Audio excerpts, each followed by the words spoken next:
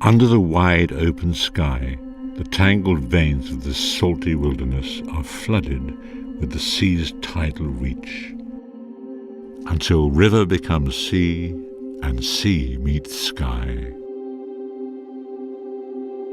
These twisting shorelines of England have been alive with salt making for almost 1,000 years. Red hills are testament to the Saxons working these shores of old, harvesting the water's salty ebb, in a time when salt was worth its weight in gold. 4 generations of work with the tides to release Maldon Salt's unique flavour. An unbroken heritage survives the true test of time. Salt makers born and bred, times don't change much for the master salt makers. The artisan techniques have trickled through the ages. Still, Maldon salt is made like no other.